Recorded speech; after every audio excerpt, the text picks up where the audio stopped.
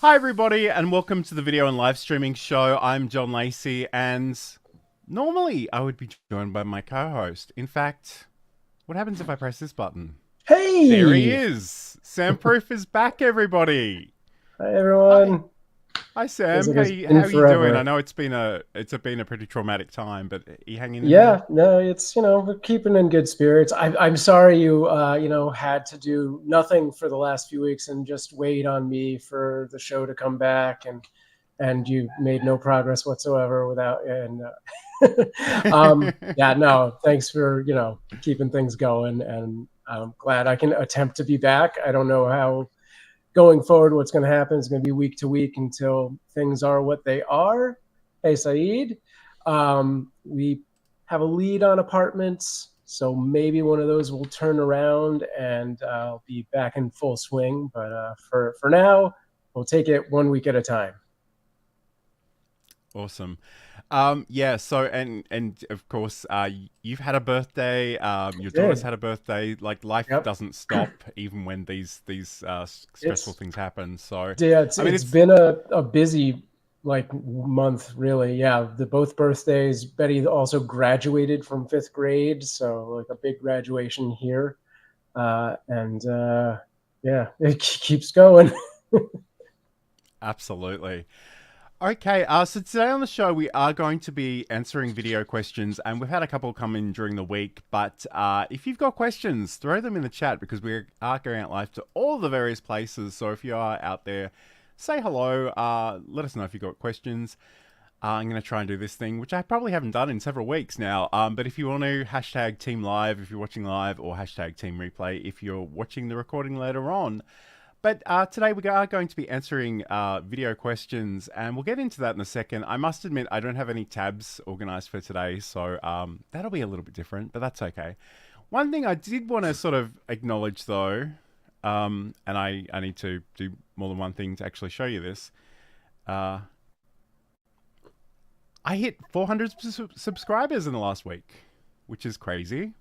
That's been a work in Awesome. progress for some time. So I mean that's been really cool. So thank you to anybody who's following the at Lone live streaming channel over on YouTube. It's really cool. So thank you first of all. I guess before we do anything else. Um, Very cool. Awesome. So, say he doesn't have a question, but he is multitasking, and I thought this is interesting. We might share this. So, not a question, but I am Nice. mounting my new dual monitor arm while watching Geek Mode. Nice. I think you may have actually ordered that during one of our shows Yeah. when we had a guest on. But anyway, Yeah, okay. I So was going to let's ask, is it the Garen model? The name escapes me right now. yeah, yeah. I have a feeling it wasn't because I think he was ordering from Amazon. But anyway, Okay. that's fine. So again, it's going to be a little bit freeform this week, but just indulge us. And if you've got questions about Yeah. video, live streaming, whatever, throw them in the chat. We will certainly attempt to answer them. And I guess the place I kind of want to start today, Sam, is I had a question sent to johnlacey.com via the speak pipe function, if I can actually speak, Right. asking, does VMix do things that OBS Studio doesn't? And this person, Marcus, reached out. It sounds like he was working with a client who had heard exciting things about VMix. Although it also sounded like Marcus and his clients don't own Windows PCs, so that was already Right. going to be a problem because VMix, if you don't already know, it is Windows software. Let me just show you this in the background. Um, Essentially, and to be honest, in full disclosure, I haven't used VMix, although I'm sure it's great software.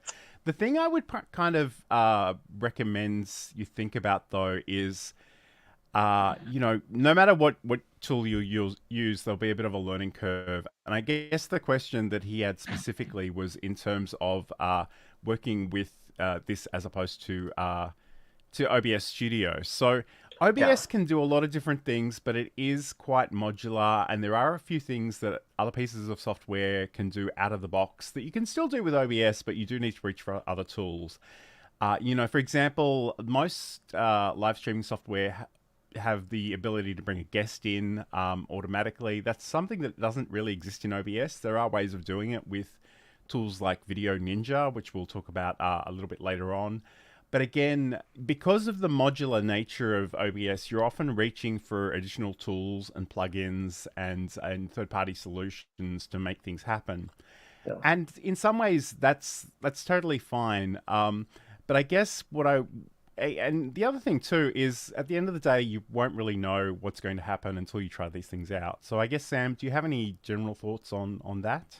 Sure. So I've limited experience with VMix, but I definitely did fool around with it about 4 years ago, maybe. And the big differences are really, aside from the fact that OBS is free and VMix has a subscription model, VMix does have a sort of cloud-based ability that lets you do a more team-oriented production. So OBS, you are almost definitely like a one-man show. Maybe you've got talent in front of camera, but anything that's happening on production is happening in that room where those cameras are for the most part, not necessarily, but one person is operating all of that. Whereas VMix kind of gives you the ability to have like one person kind of making the live cuts and another person, uploading assets on the fly and stuff like that. And even maybe a producer sending in private comment notes. So there is that sort of team ability to it from what I recall. There were a few UI and workflow differences that I can't label right now, but ultimately was something that for me was too different from OBS that I stopped playing with it. But I couldn't expand on what those things were at this time. It's been 4 years. Sure. And I guess looking at the VMix website, first of all, you can download a free trial. And Yes. I think no matter what anyone will tell you, there's no substitute for actually trying these things out. But also you've got the ability to purchase. They do have a number of different models where you sort of can purchase or subscribe, but you can produce stream live. Yeah. I guess in terms of the features, it does support a lot of NDI. So again, if that is something that you're working with, that might be something you'd like to explore. But in a lot of ways, I think the team aspect that Sam kind of alluded to earlier is definitely something to keep in mind. So yeah, the big thing though is it is very much a Windows only arrangement. Yes, yeah, that as well is a big difference. And as you said, OBS really has the ability to do a lot of other things. I have heard of cloud-based OBS versions, which I believe is again like a paid thing. So it's like a third party that has their own cloud-based version of OBS, but it is very close to Studio from what I understand. So that would probably allow for a similar experience in a lot of ways. Absolutely. And I guess getting back to the heart of Marcus's question, though, I kind of encourage Marcus and his clients sort of just establish what it is they're looking for in terms of their live production.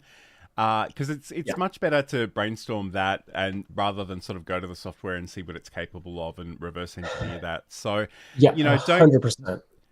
Don't go looking for new features that you don't really intend to use. It would generally be my advice. But again, I don't know that I would be, and I say this as someone who's seriously been contemplating buying a Mac just so that I can play with Ecamm Live and see what people are talking about.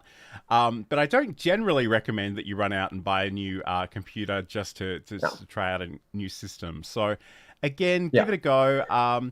There'll be a learning curve with both VMix and OBS Studio, and I think we just need to be honest about that and upfront about that because it's so tempting to think, and if you want something that's simple, there are great solutions, StreamYard, Restream Studio. Just think about what it is that you actually want to do in terms of your live production and sort of work from there, I think would be my general advice. I 100% agree with that. I would love to hear more of what their vision for the show is, and then I can be like, this is where you should go. Absolutely. And Saeed has a question. Now that you're limited in tech, Sam, how challenging is it? Any learning so far? I don't know that there's really a learning curve at this point. It's just what can I cobble together and carry around. So if you can't tell, I don't have my big, similar microphone. I'm using one of these that if you've used TikTok, you've seen these all over the damn place, but $20 USB mic, or not even USB, lav mic. And, it's good enough and it's portable. So that's where we're at. The biggest hurdle was I'm not going to carry my streaming PC around with me because that's a huge thing. And we're like week to week moving to different places. And my laptop was destroyed. So for the first few weeks was just like SOL on I guess I could have phoned in literally on StreamYard, but that just didn't seem worth a damn. So and there were other priorities, really. No offense to everyone who enjoys the show and John, but I put go ahead. It's funny. Well, I don't know if funny is quite the right word, but we have been experiencing a lot of rain here lately, and there have been areas nearby that have been flooded. And I've kind of been thinking, if something were to happen, what am I grabbing? And the reality is, Yep. my new sort of really spec'd up PC is way too heavy for me to pick up and just casually walk out the front door with. So that's something I'm kind of thinking about more generally. But just checking in with the chat. Hello to CG, who's joining us over on Discord. Great to have your company. And Roy, Tech Troublemaker, is saying, Sam, so glad you guys are okay. And it is it was a really...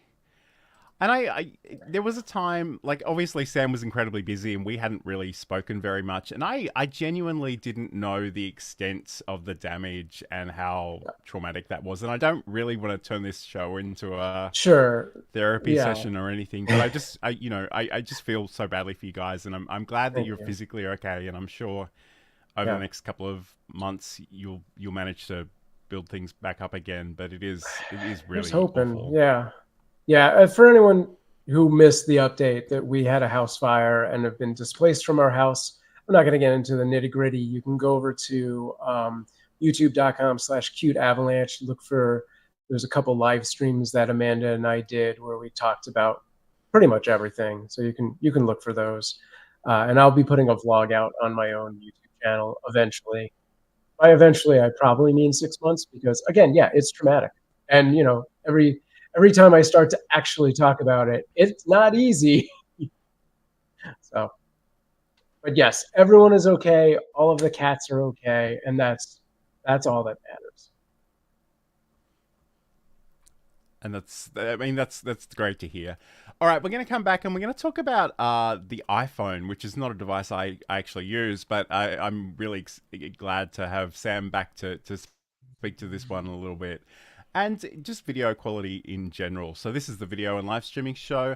I'm going to press this magical button right here. We are constantly training our cats every interaction that we have with them. So when Johan would get on my counter before, this is 10 years ago, before I was the cat expert that I am now, Johan would jump on the counter. What was the first thing I did? I'd say his name, Johan.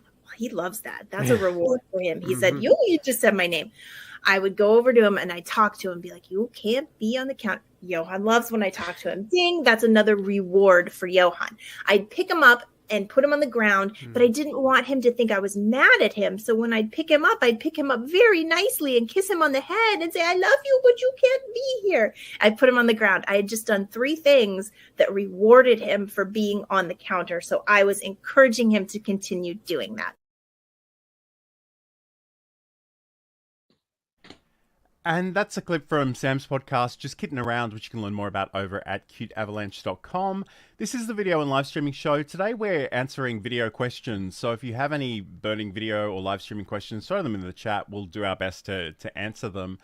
But one question that I did have come in during the week from somebody over on LinkedIn, she reported that when she records videos on her iPhone and shares them, that they end up being very low quality. Obviously, I'm not an iPhone user, so I have very limited ability to look at this. And again, I did go back and ask a few follow-up questions, but I haven't heard back from her. But I thought it might be worth sort of exploring some of the potential things that might be going on here. And I actually threw this up on social media, and people gave me a lot of feedback, which was delightful. So again, Sam, I believe you're somebody who does use an iPhone, so maybe we can start with you. Are there any kind of settings or potential issues? I suspect it has a lot to do with how this is being shared as well. The how is definitely the thing we would want the answer for. Most likely, they're either trying to email it or use SMS to send it. And either of those is probably compressing it, whether it's Gmail or Apple Mail or whatever else, or just SMS. It will compress it. So really, without knowing that, the easy sort of answer is, if you want to share something and you want it to be high quality, use something like WeTransfer. If it's, I think they have a 2 GB limit for free. You could use WeTransfer or Mega or even Dropbox. I'm not positive though. Dropbox may compress by default. But any of those sort of file sharing services is going to be better. There are settings when you do like an email, depending on the service, where you can tell it to use the original file size, and it should prompt you for that. As far as SMS, there may be a setting in the phone, but I actually don't know the answer to that. People on social media did suggest that there really wasn't a lot you could do if you were sending it via SMS. There seemed to be some disconnect there again, and I'm not really across it to know exactly what it is. But yes, I think the advice there about using file sharing services, and I assume Apple has their own cloud storage that they'd be happy to sell you. But, things like Google Drive or OneDrive from Microsoft or Dropbox, any of those things I think potentially would be worthwhile. But depending on how who you're sharing it with, it could even just be an unlisted YouTube video. Like, if you just want it to send it to somebody, that's often a great way of doing that and keeping that in that environment, and that way only the people with the link to the video will be able to see it. So again, it does depend a little bit on how that person was using it, and I did ask, but they weren't able to get back to me in time. Just checking in with the chat for a second. Hello to Ender Trading, who's joining us live, which is really, really cool. And Means is here as well. Saying, Sam, so good to see you. Welcome back. Yes, it's certainly great to have Sam back. And if you are just joining us, he is the regular co-host of this show, but life and, frankly, a house fire has happened that's kept him rather busy. So, and Roy is got some great detail here too. So SMS will scale it down. iCloud, Google Drive, yes, unlisted YouTube link. Great ideas. I almost suggested the unlisted YouTube link, but based on the origin of the question, I was like, that might be too much to ask. Yeah. It was a very open-ended question, and we can only go off the things that people tell us. So I guess keep that in mind. One thing I do want to talk a little bit about, and I have such mixed feelings about this, but we're going to do it anyway. I think a lot of people who watch this show regularly will know that I use a program called Camtasia from a company called Techsmith to do my video editing, and they've made some changes, and I'm sure Sam can guess where this is going, but there are 2 little letters that are like my least favorite letters in the world. It starts with an A and ends with an I. And they've just released Camtasia 2024. It does have those AI captions that we're seeing everywhere. And I've tried it out. I haven't had a lot of success with it just yet, although I've only tried it a few times, so maybe I'm judging it too early. But the other thing is, because I think they've made this change to this kind of AI transcription, they've actually moved from their product model. So now, instead of purchasing the software outright, you're essentially subscribing to it, which is very common in, Adobe have done that for at least 10 years, I would say at this point. Like, it's very common, but I don't love it. And in some ways, I sort of saw that email and thought it was the beginning of the end. But I have experimented a little bit with these captions. Again, I think Roy might use this as well. So if he's had a chance to play with it, and it's only come out in the last few days, so he may not have had a chance to experiment just yet. But the things I've already sort of picking up is that it seems to struggle with multiple audio tracks. Like it will only want to transcribe one of those unless you sort of group them in. It's a little bit weird. So I guess, you know, and again, I don't love AI. I don't really, the tension in some ways is that these fancy captions and accessible captions are often two very, very different things. And they're both built into Camtasia in 2024 now. But I find the workflow a little cumbersome. But again, because somebody asked about it, I'm just going to go through these. So the auto-transcribed dynamic captions. Again, if it... the other thing I was kind of looking for during the week was the ability to remove a word that it's transcribed. And I can sort of make a speech bubble blank, but I can't get rid of it completely. So it's a little bit weird. You know, in some ways, the recording, the great thing about this piece of software is it is really good for doing screen tutorials. It'll capture not just your screen, but also your metadata, your camera, your audio as potentially different tracks, which has always been super useful. They do have what they call Camtasia Rev, which is a really easy way of capturing a whole bunch of different sources and throwing them into a template. So if you wanted like a YouTube short video, you make a few different selections and it'll generate that for you pretty quickly. And you can sort of go in and change those settings. So if you don't like one of them, you can make a change. Again, a background removal powered by AI, which I find is not as good as my green screen. So I don't use that either. But it is really curious. So, you know, they've got these other things, progress bars and timers, additional audio visualizer styles. There's all kinds of stuff in there to unpack. But I don't love the move to the subscription model. I'm not loving that. Yeah, no, that's never been a plus for anyone but the company. Yeah. And Ender is saying how much he loves AI. Roy says they have a tutorial on editing the captions, so I'll probably need to check that out. Again, it's only been out for a few days. I haven't had a chance to really put it through its paces, but I must admit, it didn't really excite me that much. And the thing about Camtasia is if I bought a version previously, I could keep using that until, you know, Windows stopped supporting it, basically. Right. And they did have a maintenance model, which you pay a certain amount of money, and that entitles you to the next upgrade. So again, it's just a change, and I don't like change. So maybe that's just me, but it is what it is. Yeah. I Okay, think you felt the same way about vertical video, and now you've come around on that. So maybe you just need a little bit, 5 yes. years. Yeah.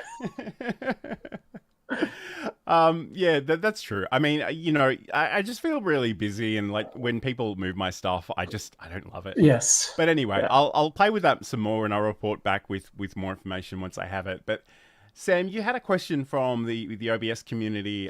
Please, how can I connect my phone as a camera and connect it to OBS? And when I stream live, it won't be slow. Yeah, so again, this is kind of one of those things where we might need a little more information on the use case, but my general answer to this is going to be use Video Ninja, which is a great piece of third-party free software that you just load up in a browser.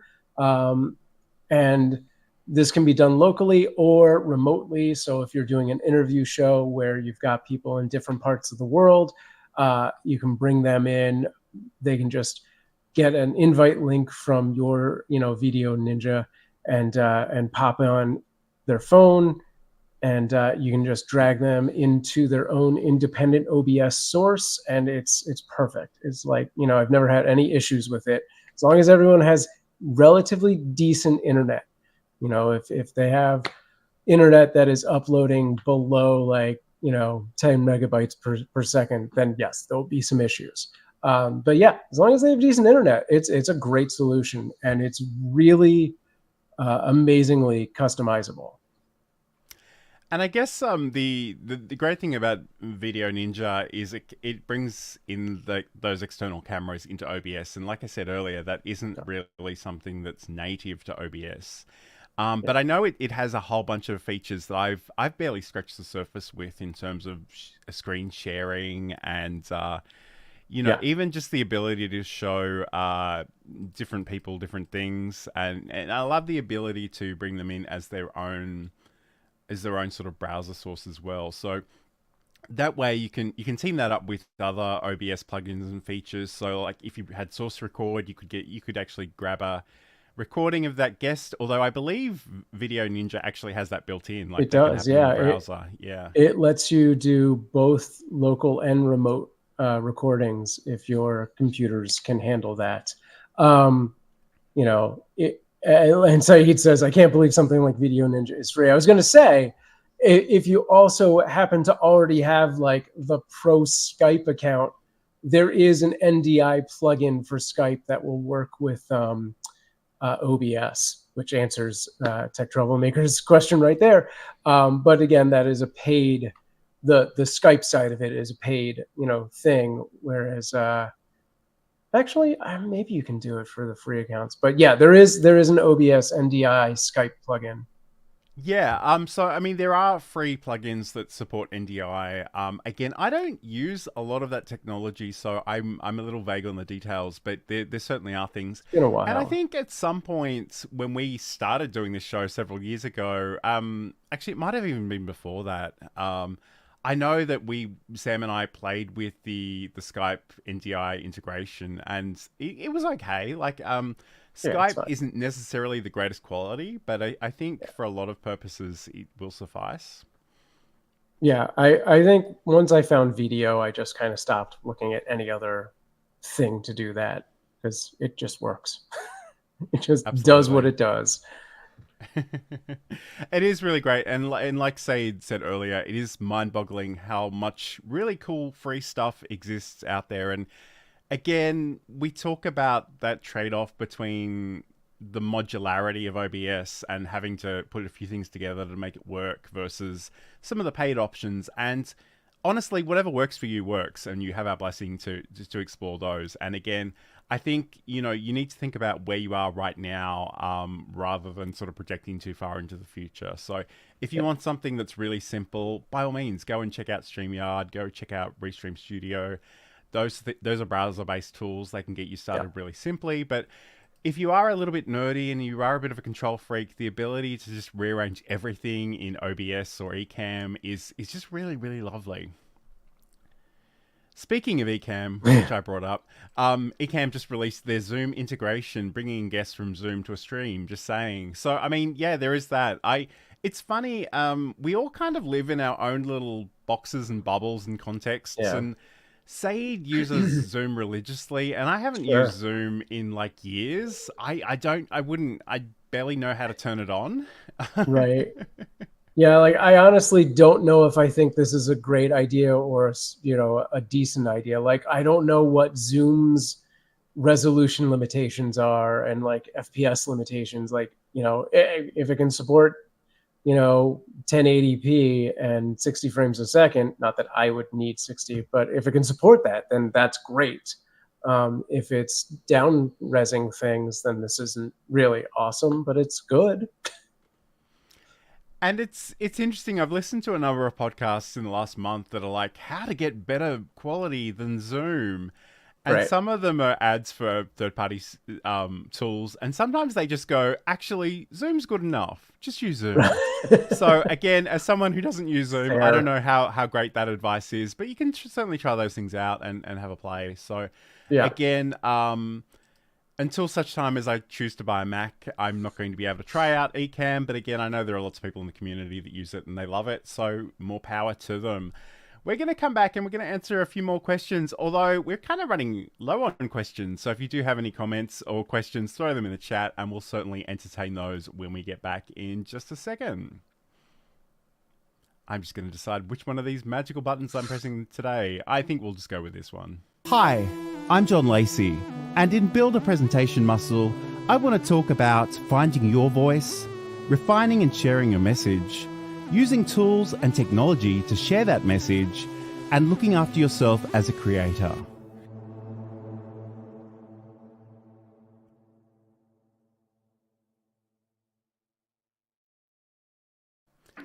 And that's a promo for my podcast, Build a Presentation Muscle, the podcast about showcasing your expertise through content creation. You can learn more about that over at johnlacey.com. I'm actually gearing up to record an episode I've been procrastinating on for many, many months because it's slightly controversial, and I don't think it should be controversial, but I'm just expecting a lot of pushback. So I'm going to try and record that this weekend. So go over and subscribe and you'll learn about what I'm talking about. But this is the video and live streaming show. Today we're answering video questions. And again, Roy is just awesome. So he's doing some research for us in the background. Zoom Pro 720 Zoom or the 720 quality or Zoom Business is 1080. So again, if you want to pay for that quality, you can certainly get it from Zoom by the sounds of things. Okay. All right. I'm just trying to make sense of Saeed's comment here. After don't know how long now, month, what's your resume on streaming on LinkedIn? I don't really understand the question, Saeed. Might not have had enough coffee. So just if you can rephrase that, we'll revisit that in a second. But again, I just wonder, is there anything that you want to speak about generally, Sam, video-wise, or... I'm still befuddled by Saeed's comment. I need answers. Gosh, no, I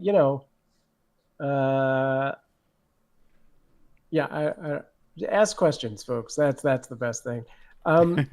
Video. I have a feeling, actually, the thing that I've been trying to do on LinkedIn is I have a company page for johnlacey.com, and I've been trying to get people... I've been trying to get 150 followers on that page so I can subscribe, so I can actually broadcast there. And just as a bit of an update, I do have 120 followers, which is amazing because I haven't looked at that in a week, and it's gone up quite dramatically. So in the off chance that you like LinkedIn and you want to see more content from me, you can head over to LinkedIn and just search for johnlacey.com. It's not really a real... I don't know why I'm showing you all these stats. Maybe viewers remember would be the thing to do. It's not really a real business in any legal sense, and I'm not going to sell you any products or services, but it just would be a nice place to showcase some additional content. So if you do want to check that out, by all means, I'm pretty active on LinkedIn generally, but Saeed is coming back with us some more. So, So we've been doing this show, which goes to LinkedIn, for a little over a year, year and a half, almost. Yeah. I think that kind of answers it. Yeah. So I guess it's how long have we been doing that? And again, like Sam goes out to a number of destinations, and I get the feeling some of those may change from week to week, but I generally focus on YouTube and LinkedIn. And even before I started doing this show, I did have another show called Coffee and Contents, and I did a whole bunch of episodes on that. I'm not really sure exactly how long ago that was because I don't have a great sense of time, a great sense of what day it is, let alone, how many years deep we're in. But I mean, it has been a really, really long time. Yeah. And again, Roy's got a comment here, and I think this is completely fair. So he writes, I follow John on LinkedIn, but I hate watching streams over there. I do too. And to be really candid with you, I sometimes watch streams on YouTube and LinkedIn at the same time, although I usually have one of them muted, so I'm not hearing the audio twice. And the lag on LinkedIn is not great. The comments don't always seem to stick on LinkedIn. And if you've ever seen any of my events on LinkedIn, they often start with prefer to watch on YouTube. Here's a link. And Saeed is reporting that he now watches on YouTube as well. So I love the idea of it, but again, I think it's a feature they added and have sort of neglected over time. So hopefully they come back and revisit that. Yeah, I mean, I agree with that. I think it was one of those things that they jumped on because everyone else was adding it, and then they really just dropped the ball on it. I mean, and I think a lot of the platforms really did that. Like Instagram's live is not amazing. The Twitch live might as well just be shouting into the void. And like, I think the only ones really doing it right are like Twitch and anyone ripping off Twitch and YouTube and to some extent TikTok, even though they've really focused it in on e-commerce, they're doing it very well. And I guess while we're speaking about LinkedIn, I do want to acknowledge the fact that they've incorporated a vertical. I say vertical. We'll talk about that more in a. Essentially, it's basically a TikTok feed for video, and it's rolling out to different people at different rates, and it's only available on the mobile apps for iOS or Android. But essentially, if you want to see if you've got this, if you've got LinkedIn on your phone, open it up, find a video in your feed. If you do have this feature, you'll probably be prompted, and it'll tell you if you flick up the screen in sort of an upward motion, it'll show you other videos. And I spoke to Linnea Johnston on Linkability Radio a little while ago, and the thing that she was sort of wondering was, with this emphasis on vertical video, does that mean horizontal video is dead? And I think the thing that I kind of said was, most of these platforms support some version of everything. So I don't think it's as big of a consideration or concern as a lot of people do. I think we get really fed up and sort of think about, we get stuck in our heads about things like this. So I just wanted to acknowledge, now that I've actually got this feature, it basically grabs any video that you've ever uploaded for your connections and people who aren't connected to you, and throws it in this feed. If you do have a vertical video, it'll take up the whole screen, which is awesome. But if you have a horizontal example, and again in the image I'm showing, that Walter Strong III on the huddle is shown there, it doesn't take up all the space, but I don't think that really matters too much. I know there's all kinds of anxiety about whether you should be doing vertical or horizontal, and we've done entire shows on that, but really, the content is still more important. Think about the things that your audience are actually looking for and sort of focus on those instead.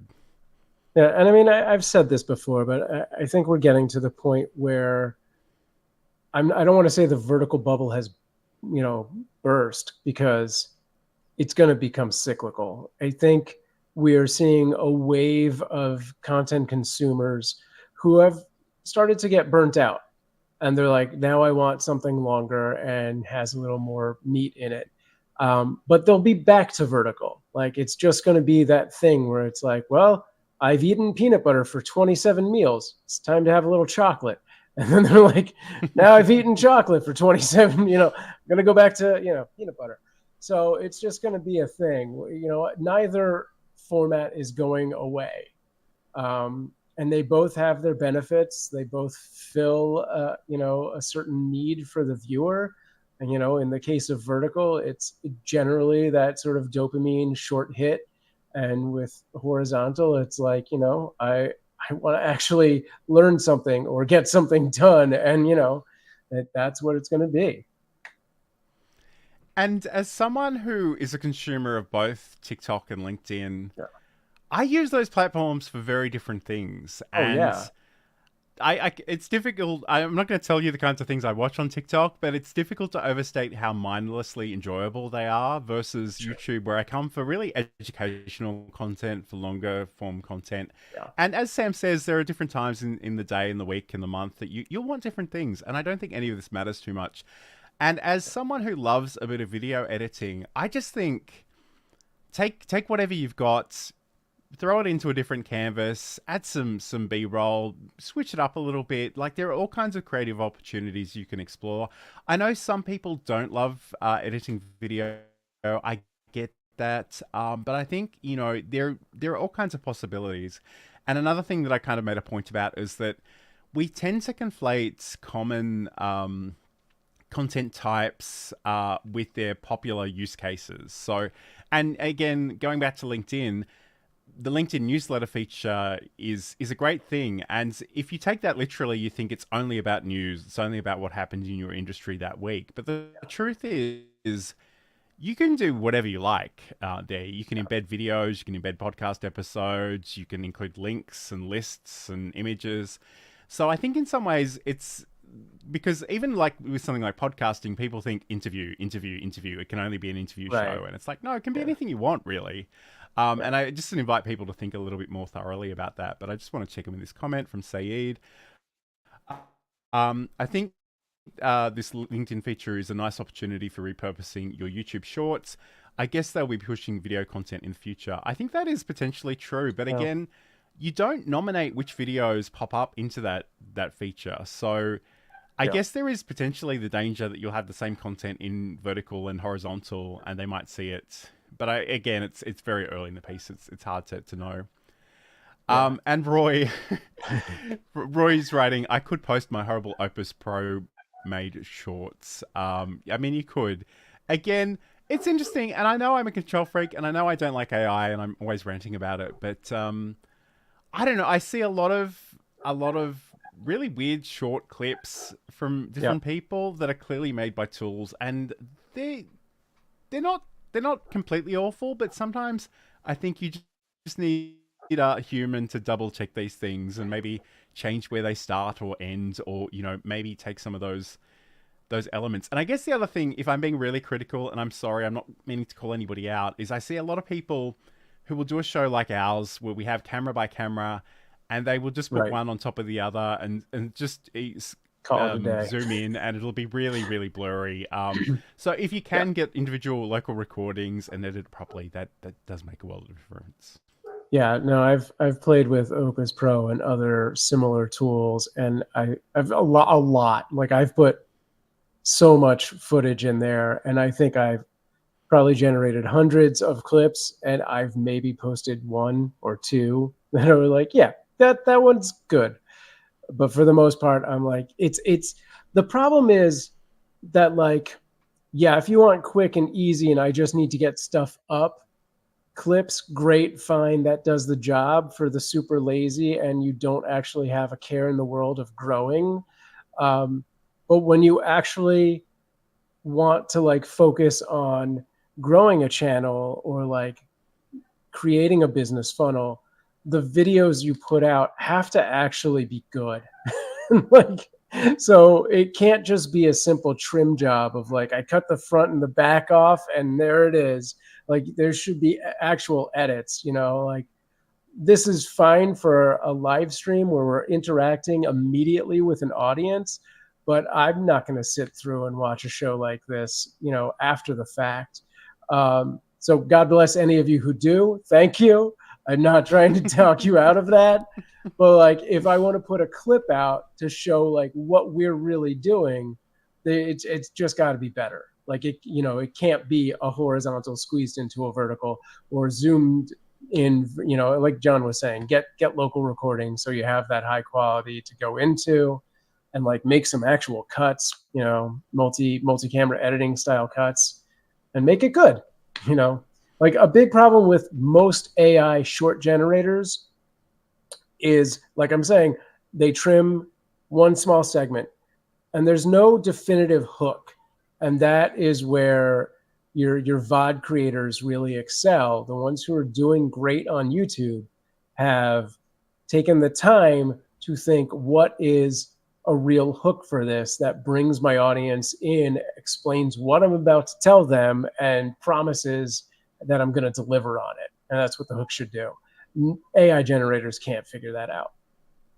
Not yet. Yeah, and we've done an entire show on what we called the 59-second challenge, and it was essentially about recording for shorts and just thinking about the points, getting into the habit of actually practicing making your points, including your hook, in a short period of time. Because even when I do find useful things out of this show, they're inevitably 1 minute and 10 seconds long.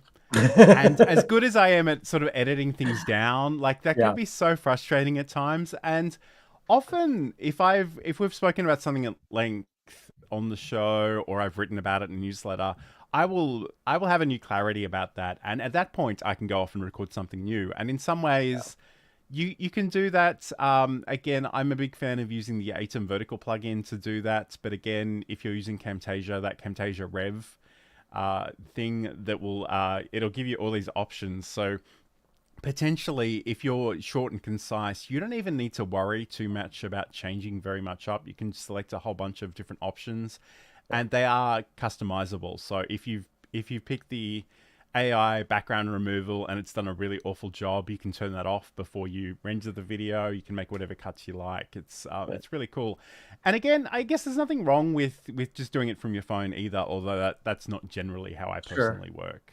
Yeah, I mean, along those lines, like, instead of using one of those sort of browser-based AI clipping tools, CapCut has a really great version of that inside its editing software that will take a long video and clip out vertical shorts, which you then can put into a CapCut program natively and make your own edits to make it better.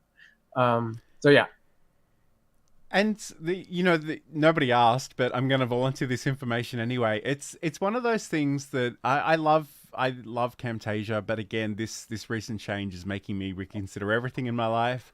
And I really, really like CapCut, but I'm just a little scared that the American government are going to make it go away. So I'm actually a bit lost in terms of what to even recommend to new people in terms of video editing. So if anybody in the audience has recommendations, especially if it's free, especially if it's cross-platform, let us know, because I kind of want to explore that. I mean, at the moment, fingers crossed, we still have CapCut and it's still amazing. And I was rendering a video out of CapCut the other day, and it sort of has this... I was rendering a horizontal video, and it sort of showed me in real time how it could cut it up automatically to make it into a vertical clip. And it looked really, really good. And as long as that company continues to exist, which again is a bit of a question mark, and I have no control over what happens geopolitically, and say it is saying, start learning DaVinci. So if I can do it, you can do it too. I do that's part of the reason I got this new computer, was so I could play with DaVinci, but I just don't have the time to learn it really, and I'm a little confused by it. It's so big. Good God.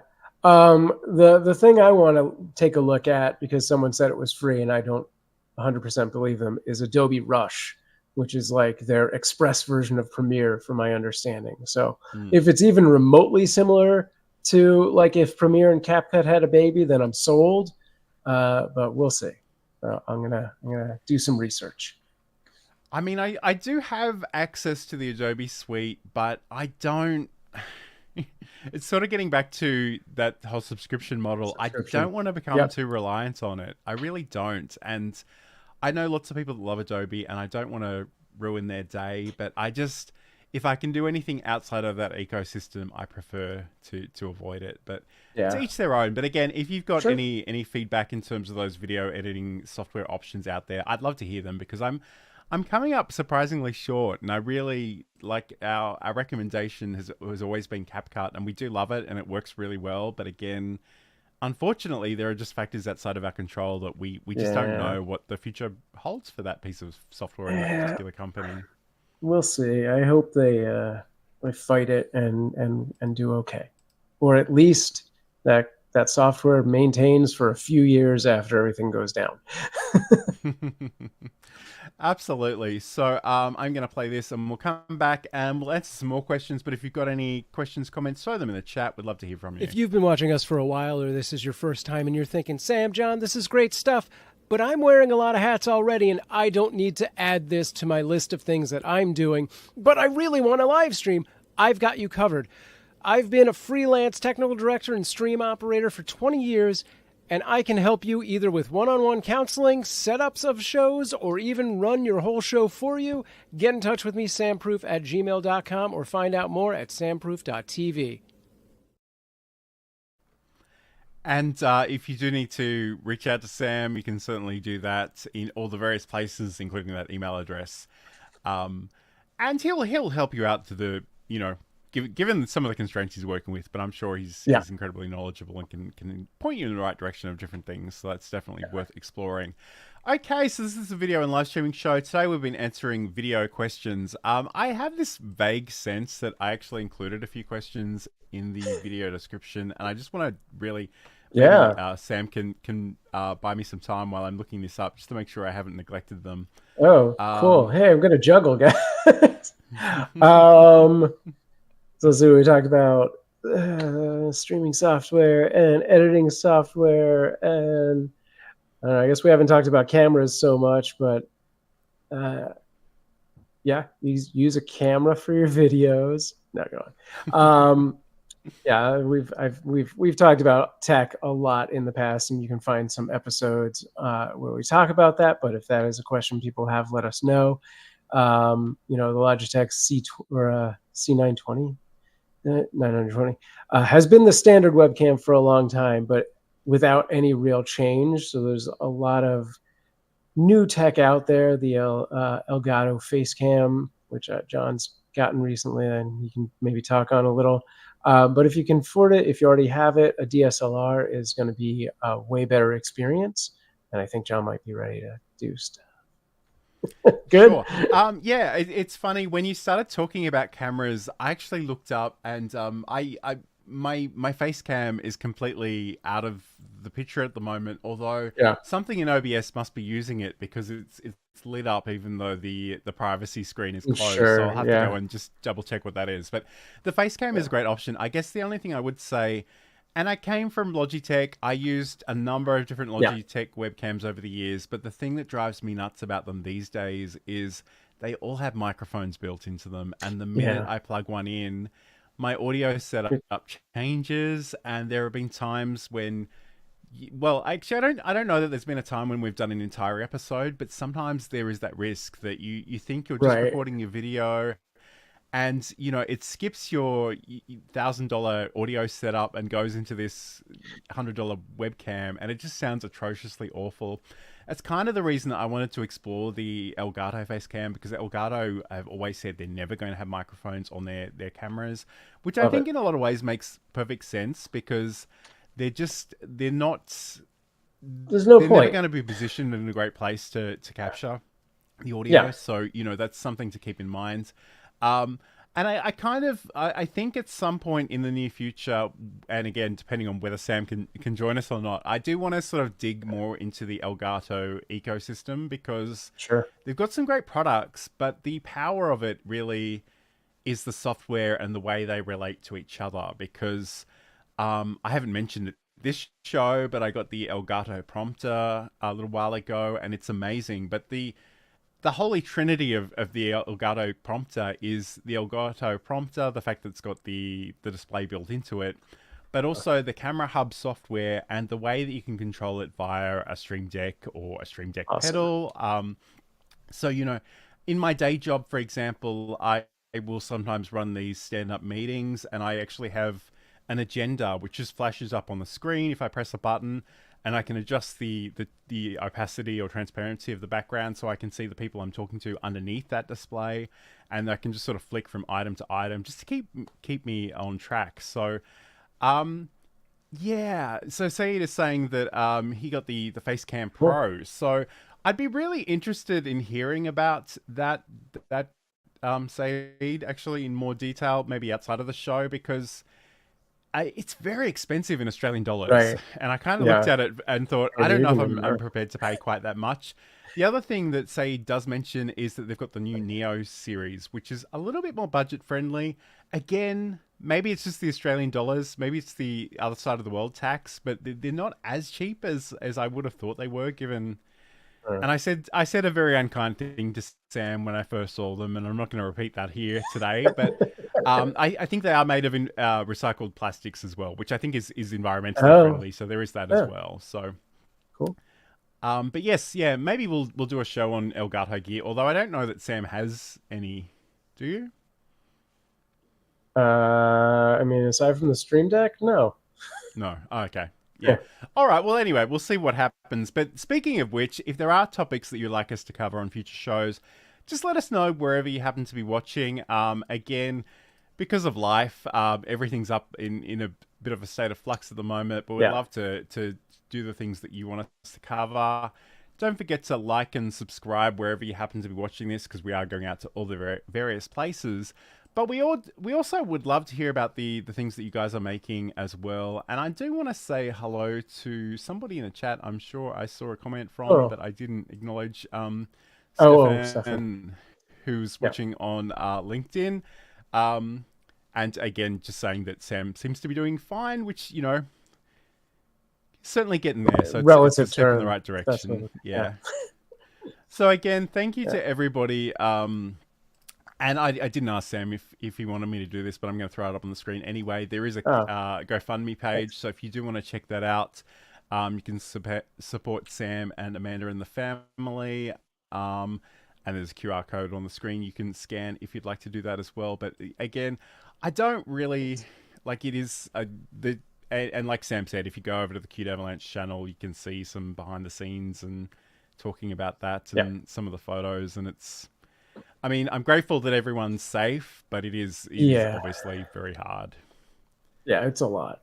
I've basically described this as the world's most complicated escape room, and you just don't know where you're even escaping to. So it's Anyway, it is what it is. We'll get there. Look back on this in 20 years, right? I don't know. But that said, it's really lovely to have you back here today, Sam. I wasn't sure if this was going to happen or not, but thank you for your time today. And I'm sure things can only get better moving forward. And just look after yourselves. And if you do need anything, let us know, and we'll try to help you out on that front. But I guess as we begin to wrap up, if people want to learn more about you and what's your content and all that good stuff, where can they go?